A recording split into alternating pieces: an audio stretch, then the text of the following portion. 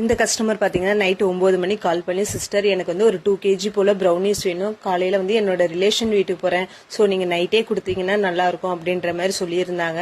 நான் வந்து சாயந்தரம் சொல்லியிருந்தீங்கன்னா கூட நான் செஞ்சு கொடுத்துருப்பேன் சிஸ்டர், மணி 9 ஆகுது, இப்போ எப்படி செய்யறது அப்படின்ற மாதிரி அவாய்ட் பண்ண பார்த்தேன். அவங்க என்ன சொன்னாங்கன்னா, நான் ஆல்ரெடி உங்ககிட்ட ப்ரௌனிஸ் வாங்கியிருக்கேன் சிஸ்டர், டேஸ்ட் எங்க வீட்டில் எல்லாருக்குமே ரொம்ப பிடிச்சிருந்தது, சரி வெளியே கடையில் வாங்கி கொடுக்கறதுக்கு ஹோம்மேடா இருக்குன்றதுனால தான் நான் உங்ககிட்டயே மறுபடியும் ஆர்டர் கொடுக்குறேன், டேஸ்ட்டும் நல்லா இருந்தது அப்படின்றதுனால நான் மறுபடியும் உங்ககிட்ட ஆர்டர் கொடுக்குறேன், தப்பா நினைச்சுக்காதீங்க சிஸ்டர், நீங்க இந்த தடவை செஞ்சு கொடுங்க, அடுத்த தடவை வந்து நான் வந்து முன்கூட்டியே சொல்றேன் அப்படின்ற மாதிரி சொல்லியிருந்தாங்க.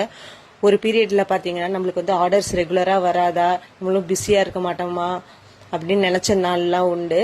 ஸோ நம்மளுக்கு வேற ஏதாவது வேலை இருந்தாலும் பரவாயில்ல, சரி நம்ம வேற எல்லா வேலையும் முடிச்சு நம்ம வந்து இப்போ ஃப்ரீயா தானே இருக்கோம், செய்வோம் அப்படின்னு சொல்லி, சரி சிஸ்டர் நான் பண்றேன்ட்டு அவங்க ஆர்டர் அக்செப்ட் பண்ணிட்டு நான் உடனே சாக்லேட்டை மெல்ட் பண்ணி நல்லா பேட்டரை வந்து ஒரு 2 டின்ல போட்டு நான் வந்து டக்குன்னு பேக் பண்ணி எடுத்துட்டேன்.